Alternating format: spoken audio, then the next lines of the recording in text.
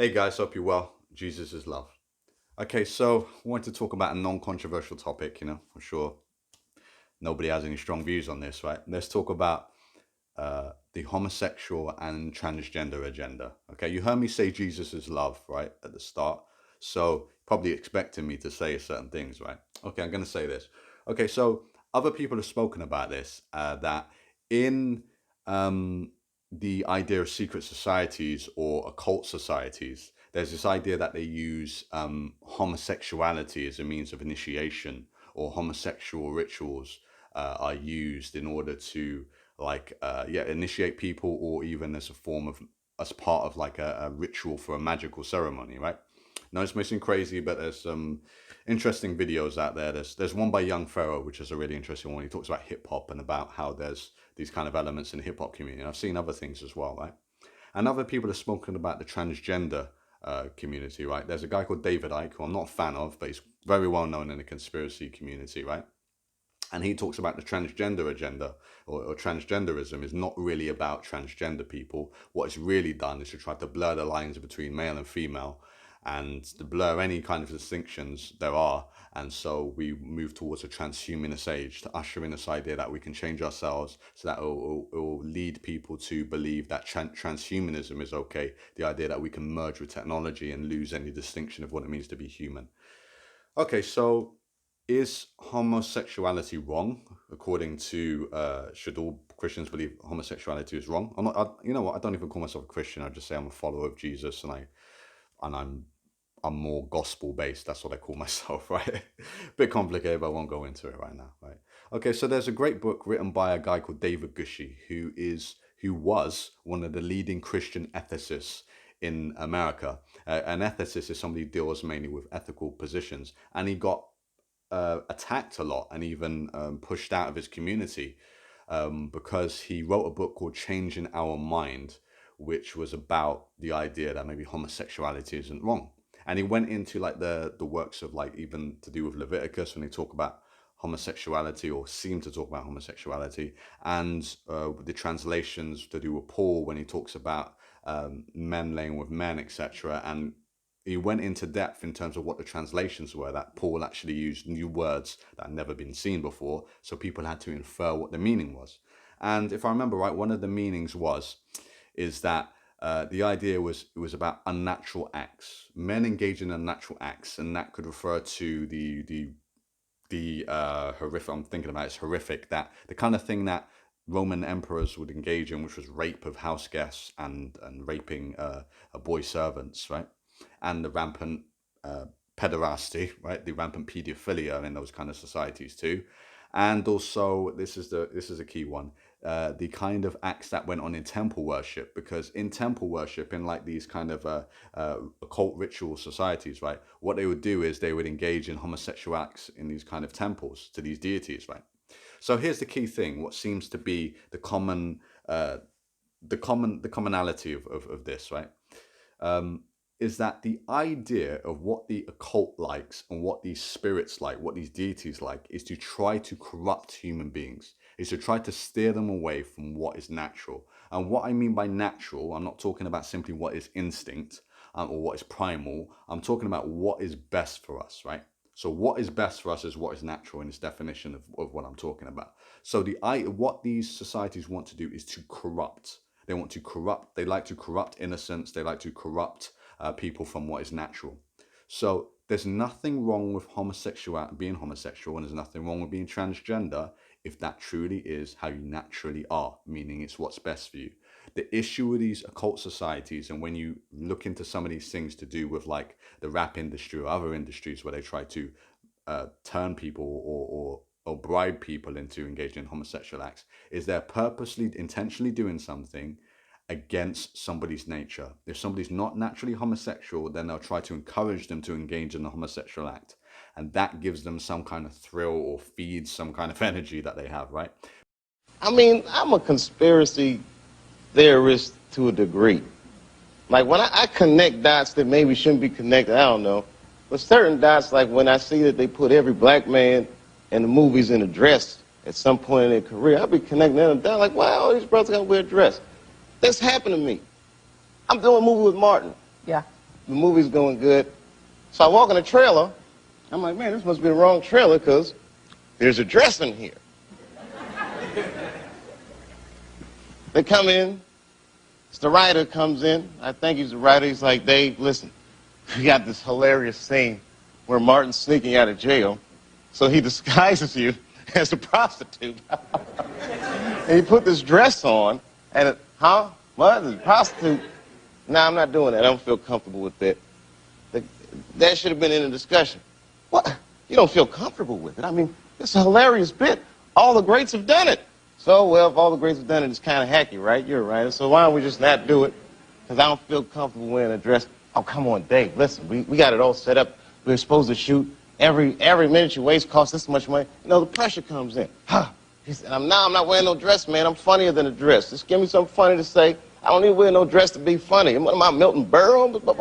You know, we're going like this. And then finally he's like, and he leaves. And then, like, the director comes, Dave, it really would be great if you wear the dress. What is wrong? What is this, Brokeback Mountain in here? So then,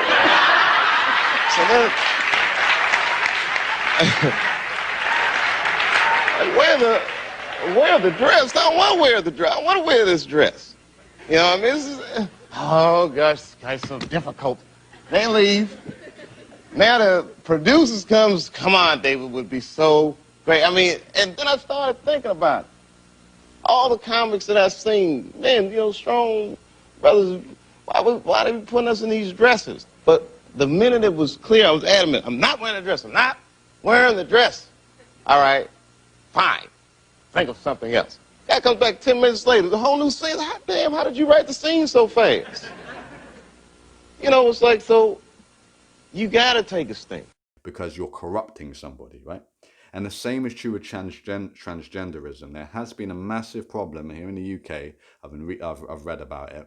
There's been a problem where a lot of people, unfortunately, get into online communities, and a lot of young, impressionable people mistakenly think they're transgender because it's been so heavily pushed, and a lot of people are very scared to question if somebody genuinely is transgender, or whether they're just confused or have severe mental health problems, or maybe it's just quote unquote a phase that they go through. And again, I just want to make it clear, I'm not saying people aren't genuinely transgender. Like, I've got no problem with transgender people. I would date a transgender woman, right? I really don't. And the same with homosexual people, right? What I'm saying is that, is it natural for people to be that way? What I mean specifically by that, is it natural for the person? Because that is the point of these kind of criticisms of what they call the gay agenda or the transgender agenda, right? Some people just believe flat out homosexuality is wrong, and flat out transgenderism is wrong, and flat out bisexuality is wrong, right? This is a different side of the story. There's nothing wrong with them. The problem is when they're used in this unnatural way. And what Paul possibly was saying in the Gospels when he's talking about unnatural acts was these temples, these occult rituals, these ceremonial magic rituals, right, where they would encourage people who are not naturally homosexual to engage in homosexual acts, because the corruption of what is natural feeds these kind of rituals. It's part of the ritual to corrupt. And there's a great book written by Jerry Marzinsky and Sherry Swiney. And Jerry Marzinsky was a psychotherapist, or maybe still be a practicing psychotherapist, and Sherry Swiney had personal experience of evil spirits. And he came to a conclusion, alongside another psychotherapist called Will Van Dusen, that these voices that schizophrenics were hearing weren't actually hallucinations, they were spirits. He came to that conclusion because he went in being taught that chemical imbalance explains it, but he found out, and he's just somebody who doesn't mind questioning the status quo, right? And the official narrative of anything. He just said, I've always been like that. He said he began to realize these voices are not responding when I'm questioning the patient or questioning the voices like they are separate to them, like they're not separate to them. They're responding like they have their own intelligence. And he also says they even respond in predictable ways that people who've never even met each other respond in exactly the same way. It's very interesting. He has loads of videos you can watch online as well. I'll post links to these things, right? But the reason why I brought this up, he says one of the things these spirits do, he's found out when he's he's talked to these spirits, because he talks to these spirits through the patients to try to help them and try to understand them. And he's in the book as well, and in the videos, he drew up a blueprint or model of how these spirits operate. He said he found that they hate children. They absolutely hate children.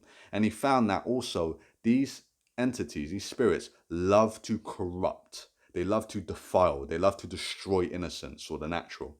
They feed off it. Because these spirits, what they like to do is cause harm, and they feed, literally they feed, they get energy off harm. Just like we get energy from food, right? We eat food and drink, and that gives us the ability to move and do things, right?